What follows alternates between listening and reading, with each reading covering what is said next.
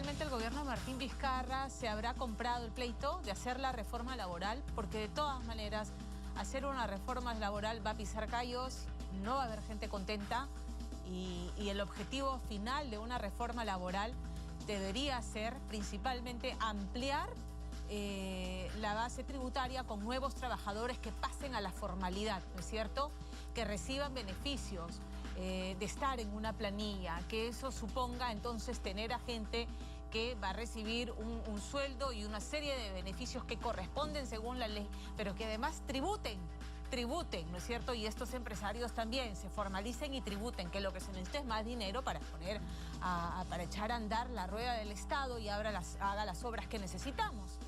Y de eso vamos a hablar hoy día, porque comprarse el pleito no es fácil, no es popular. Y el presidente hoy tiene una popularidad que supera el 60% y estará dispuesto a dilapidar un poco de ese capital popular que tiene. Vamos a hablar de este tema con Percy Alache.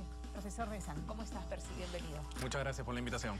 A ver, han empezado por el tema de las vacaciones. Me parece que han empezado tímidamente con el tema de la reforma laboral y ya le ha costado un ministro al presidente. A ver. Correcto. ¿Cómo ves tú el tema? Sí, mira, ahí, para que los televidentes lo entiendan muy claramente, ¿por qué viene este tema? Como tú lo has señalado, el problema central de la economía, del mercado laboral en el Perú, es la informalidad. Una informalidad que va alrededor del 70-73%, sí, ¿no? Y como lo vemos ahí, esta es la libreta de notas del Perú, digamos. Jalados. ¿No? Recontra jalados en algunos casos. Muy en rojo, ¿no? Sí. El Foro Económico Mundial todos los años evalúa a 140 economías, dentro de las cuales está el Perú.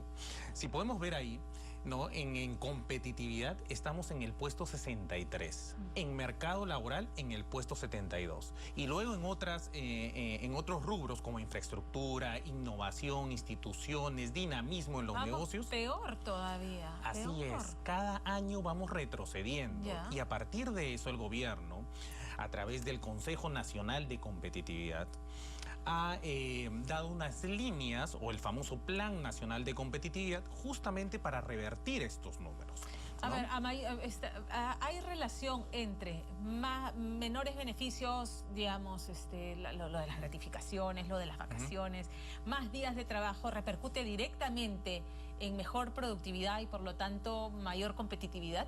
No directamente, porque la informalidad no se ataca de manera directa. Sí.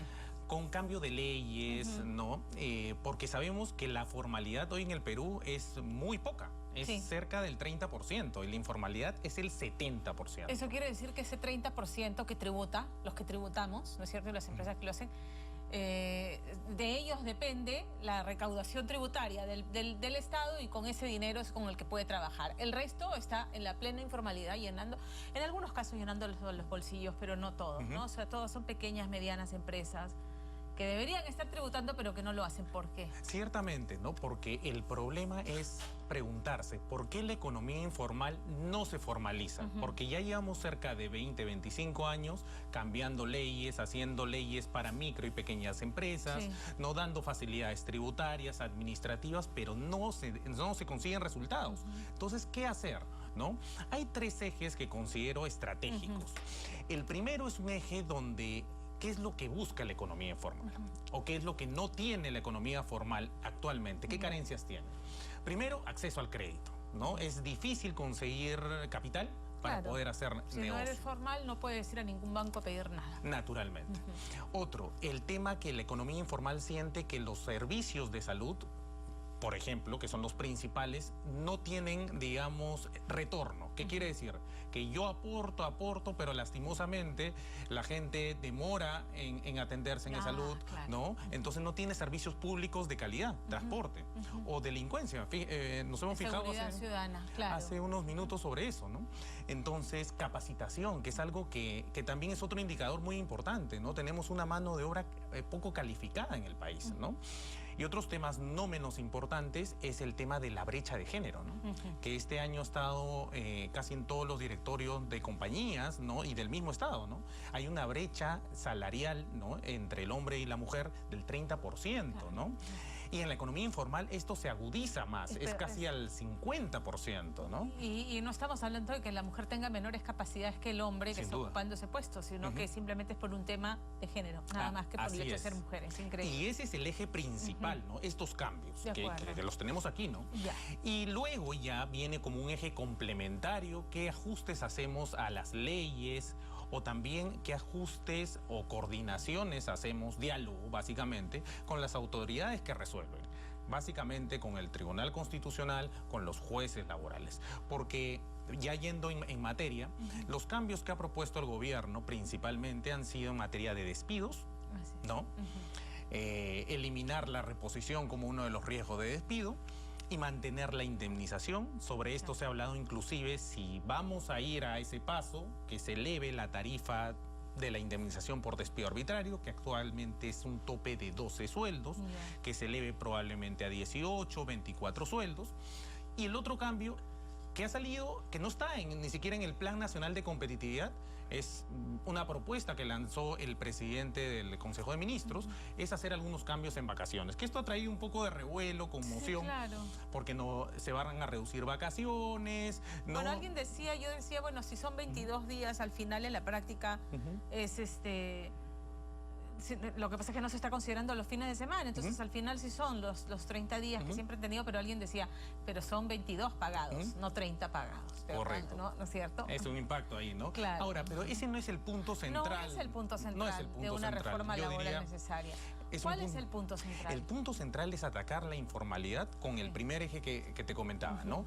Infraestructura, servicios públicos, capacitación, innovación y tecnología, ¿no? Que es algo que la economía nacional necesita, precisamente para ponernos a los estándares de la Alianza del Pacífico o ingresar en un futuro a la OECD, ¿no? Porque precisamente son esos tópicos los que el gobierno actualmente tiene que poner en agenda como prioridad y luego ver si los cambios en despido, por ejemplo, qué tan difícil es despedir a un trabajador dicen aquí. Que es muy difícil porque además tienes este fallo del Tribunal Constitucional que lo que obliga al trabajador, no es despido, ha sido despido arbitrario, lo tienes que reponer. Entonces te obligas a tener a alguien que en tu empresa no es productivo y es un tapón. ¿Cómo se resuelve eso? Sí, ahí sí hay cambios legales y jurisprudenciales que deben realizarse. Fijémonos aquí, fíjense. Aquí el índice de contratación a plazo fijo es la regla en el Perú. Tenemos un 51% de contratación a plazo fijo, mientras que el 22% es a plazo indefinido. Y es curioso esto, para que los televidentes lo entiendan. Lo de plazo fijo y del plazo indefinido. Plazo indefinido es estable, ¿no? Una persona que no puedes despedir, salvo que cometa una falta, ¿no? Y plazo fijo, todo el mundo lo entenderá. ¿Por qué? Porque son los contratos que te renuevan cada 3 meses. Hasta contratos de un mes inclusive, ¿no? Que a veces es lo más precario que existe. Y es bien perverso, pues, ¿no? Muy fuerte, ¿no? Si seguimos la siguiente Vamos con la siguiente diapositiva, por favor. Estos son los cambios que propone el gobierno, ¿no? Aquí tenemos el despido que mencionaba, ¿no? Que solamente se considere la indemnización como un mecanismo de reparación, elevar la tarifa de la indemnización por despido arbitrario, las vacaciones que han entrado como un cambio, digamos, de último minuto.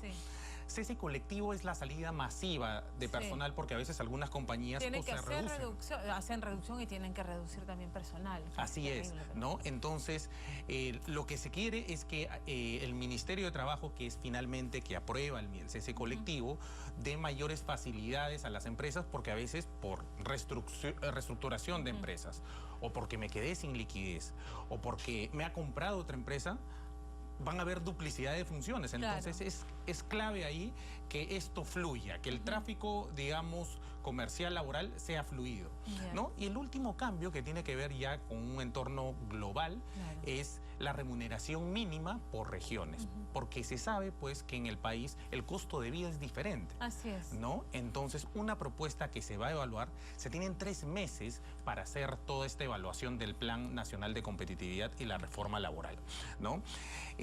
¿Dónde se está proponiendo este diálogo? En primera instancia, en el Consejo Nacional del Trabajo. El Consejo Nacional del Trabajo, ¿a quiénes agrupa? Básicamente a sindicatos, a gremios empresariales y al Ministerio de Trabajo. Ya. ¿No? Ese es un primer espacio donde todo esto se va a discutir y se va a ver qué tan viable es para la economía nacional. Ya. Otro espacio que no ha sido mencionado, pero que es importante que el gobierno explore esa posibilidad, es sentarse a la mesa también con el Tribunal Constitucional que creó esta tipología de despidos y con los jueces laborales, porque finalmente todos los cambios que se hagan aquí van a terminar en los jueces. Sí, exactamente. Y ellos son finalmente los que van a tener que interpretar la ley y resolver. En el tema, los temas más sensibles, entiendo yo, son el tema del despido y la obligación, si es que le entabla un juicio al empresario y tener que reponerlos. Está el fallo del Tribunal Constitucional. Correcto. Y está el tema de los ceses colectivos, que a veces se toma por parte de los sindicatos como, es que se quiere vengar de nosotros, nos quiere sacar a todos, nos quiere convertir en empleados precarios, ¿no es cierto? Permanentes en la... ¿Cómo se atacan estos dos temas puntualmente? ¿El tribunal tendría que reconsiderar su fallo, reformularlo? ¿Quién tendría que tomar la iniciativa para que esto ocurriera? Correcto, hay dos formas aquí. Sí. Uno es que se plantee una reforma constitucional, ¿no? Y se cambie el artículo que menciona sobre la protección al despido, cosa que yo veo bastante compleja, ¿no? Porque el Perú ha ratificado tratados internacionales, ¿no? Ha ratificado convenios de la OIT que garantizan un estándar de protección a los trabajadores, ¿no? Que ha costado ganar, ciertamente. Y lo otro sí, ver qué cambios dentro de la ley podemos hacer para que esto sea fluido. Hoy, y lo comentábamos en una entrevista anterior, es muy difícil despedir por desempeño, ¿no? Y qué mejor que una evaluación de desempeño bien programada, ¿no? Permita desvincular directamente, porque es un criterio objetivo. Tienes indicadores, tienes evaluación, pero tienes no es mucho metas. la costumbre de la evaluación por desempeño, ¿no? No. No es una costumbre. Entiendo que hay transnacionales que sí aplican eso y algunas compañías peruanas seguramente lo harán, pero no es un criterio que se maneje. No necesariamente, ¿no? Y es necesario que nosotros vayamos poco a poco migrando esos esquemas para poder ordenarnos eventualmente. ¿Ha tomado los pasos adecuados el presidente Vizcarra con estas... Algunos sí, algunos no. Algunos sí es la intención de que ya el propio Ministerio de Economía, el presidente estén involucrados en los temas laborales. Porque a veces en la agenda siempre termina siendo... De acuerdo. O lo mencionan y queda en eso, en retórica. Exacto. Pero los otros es que es básico dar un mensaje que la reforma, primero, no va a recortar derechos ni beneficios ganados, porque eso va a generar conmoción y muy probablemente el presidente tenga... Por eso estás dispuesto a sacrificar su capital político de apoyo popular, no lo sé. Ciertamente, ¿no? Entonces, y lo otro es que tiene que haber diálogo. Necesariamente. O sea, esto no es una reforma del Poder Ejecutivo. Ahora, otra forma de verlo que es ganar, sintonizar con toda esta clase trabajadora que no tiene ningún beneficio y que va a empezar a tener beneficios si es que hay estas reformas y obligas a los empresarios a ponerlos en planilla y a formalizarse, ¿no? Así es. Y ahí un punto clave, ¿quién es? Es la fiscalización.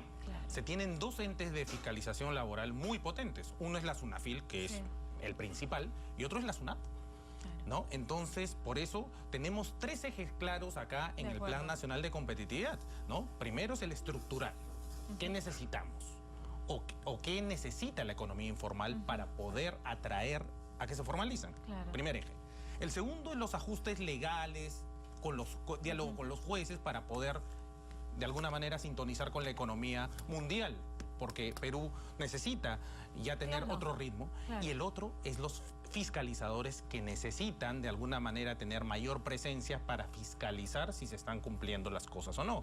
Y es más, diría, que tenga una función orientativa, porque a veces cuando ves un fiscalizador piensa... Se te paran los pelos y crees que te van a... Así es, que te van a multar. Entonces esos son los ejes integrados que considero van a funcionar. Percy, muchas gracias por estar con nosotros esta tarde. Muchas gracias por la invitación. Gracias.